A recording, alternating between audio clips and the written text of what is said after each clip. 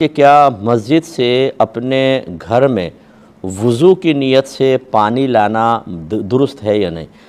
دیکھیں، اگر آپ مرد نمازی ہیں تو اور گھر میں پانی نہیں ہے تو مسجد میں جا کر ہی وضو کریں، اور اگر آپ یہ کہنا چاہتے ہیں کہ گھر کے دیگر افراد کے لیے عورتوں کے لیے مسجد سے پانی لانا، تو یہ اس کو میں مناسب نہیں سمجھتا، اس لیے کہ پہلی بات تو یہ کہ وہ جو مسجد کا پانی ہوتا ہے وہ نمازیوں کے لیے مخصوص کیا جاتا ہے، چاہے وہ زبان سے نہ کہا ہو، اس کو کسی اور کے لیے باہر چاہے اسی مقصد کے لیے ہو مناسب نہیں ہے۔ ہاں، اگر آپ باہر لے جانا چاہیں پانی تو اس کی واجبی قیمت دیں۔ یہ کمیٹی کو چاہیے کہ اگر باہر کے لوگ مسجد کا پانی لے کے جاتے ہیں تو ایک واجبی قیمت کا مطلب یہ کہ جو اتنے ایک بالٹی لے جا رہے ہیں تو ایک بالٹی کتنے میں ایریا کے اندر ہوتی ہے اتنا پیسہ لینا چاہیے، اور یہ بھی اس صورت کے اندر کہ جب باہر لے جانے میں مسجد کے پانی میں قلت نہ ہو۔ ایسا نہ ہو کہ نمازی بغیر وضو کر رہے ہیں آپ پانی بیچنا شروع کر دیں، ایسا نہیں ہے۔ جب اضافی پانی ہو تو پھر یہ کر سکتے ہیں۔ اور اگر کوئی یہ کہے کہ جی ہم تو صرف وضو کے لیے لے جا رہے ہیں، مسئلہ یہ کہ جب آپ لے کر جاتے ہیں نا، ایک آدمی لے کر جاتا ہے تو لوگوں کو نہیں پتہ ہوتا کہ اس کی نیت کیا ہے، اور ہمارے یہاں صورتحال یہ ہے کہ ایک آدمی کو دیکھ لیں کوئی کام کرتے ہوئے تو ہماری مثال ایک بھیڑ کی طرح ہے۔ بھیڑ جیسے ہوتی ہے نا، تو وہ ایک اگر گڑھے میں اتر کے چل رہی ہے، حالانکہ سائیڈ سے راستہ ہے، آپ دیکھیں گے بھیڑیں سائیڈ سے نہیں جائیں گی، ہر ایک گڑھے سے اتر کے جائے گی۔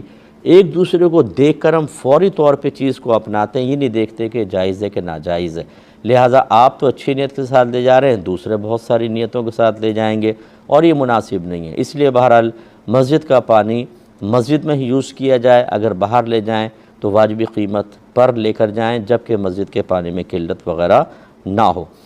ایک یہ کہتے ہیں کہ جب شیر خوار بچے ہوتے ہیں، بعض وقت گھر میں تقریب وغیرہ ہوتی ہے تو ایک وہ ٹوپی پہنا دیتے ہیں، اس پہ لکھا ہوتا ہے ماشاءاللہ۔ اب بعض اوقات مائیں وہی ٹوپی پہنائے اس کو باتھ روم میں لے جاتی ہیں اور پیشاب وغیرہ کروا رہی ہوتی ہیں، تو کیا یہ صحیح ہے؟ یقیناً دیکھیں، ادب کے خلاف ہے۔ جب آپ واش روم میں جا رہے ہیں، چاہے چھوٹا منا ہے، وہ تو مکلف نہیں ہے، آپ ہیں مکلف، تو اس لیے آپ کو ادب کا خیال رکھنا ہوگا۔ اس کو ٹوپی وقتی طور پہ اتار دے، کیونکہ اس پہ اللہ کا نام لکھا ہوا ہے۔ واش روم میں جاتے ہوئے ایسی ٹوپی لے جانا ادب کے خلاف ہے، تو لہٰذا اس کا خیال رکھیں۔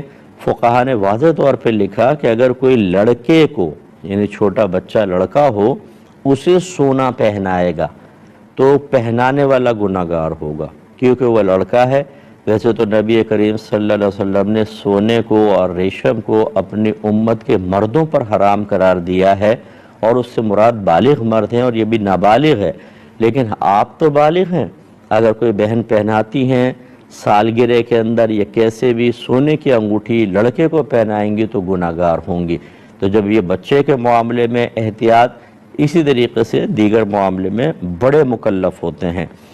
کہ جس طرح نفلی روزہ شوہر کی اجازت کے بغیر رکھنا منع ہے، اگر ہمارے پہلے فرض روزے رہ گئے ہوں تو کیا وہ بھی شوہر کی اجازت کے بغیر نہیں رکھ سکتے؟ جی بالکل ایسا ہی ہے۔ وجہ یہ ہے کہ رمضان کے روزوں میں تو کوئی کمپرومائز ہو نہیں سکتا، وہ تو اپنے وقت کے اوپر رکھنے ہیں، ان کے لیے وقت مخصوص ہے۔ اس میں تو اگر شوہر یہ کہہ رہا ہو روزہ نہ رکھو مجھے تمہاری ضرورت ہے، تو بیوی اس کا کہنا نہیں مانے کہ روزہ رکھنا فرض ہے۔ لیکن نفل روزے کی چونکہ کچھ شریعت نے وقت مقرر نہیں کیا، اسی طرح قضائے عمری کے لیے جو آپ کے روزے رمضان کے رہ گئے، اگر ہماری بہن اس کی قضا کرنا چاہتی ہیں تو اس کے لیے کوئی وقت مخصوص نہیں ہوتا، یہ مطلق عن الوقت کہلاتے ہیں، یعنی وقت کی قید سے آزاد۔ تو لہذا اگر شوہر کو پھر بالفرض ضرورت ہے، وہ نہیں چاہتا کہ بیوی روزہ رکھے، تو بیوی اس کا کہنا مان لے، اور بعد میں کسی دن رکھ لے روزہ، وہ بعد میں بھی ہو سکتا ہے۔ ہر وقت تو شوہر روکے گا بھی نہیں، منع بھی نہیں کرے گا۔ جیسے آپ کہہ رہی ہیں کہ شوہر نے کہا جب میں رکھوں تب تم بھی رکھ لینا، بہت اچھی بات ہے۔ ان چیزوں کے اندر جھگڑا بالکل بھی نہ کریں، اس میں شوہر کی اطاعت کر لینی چاہیے۔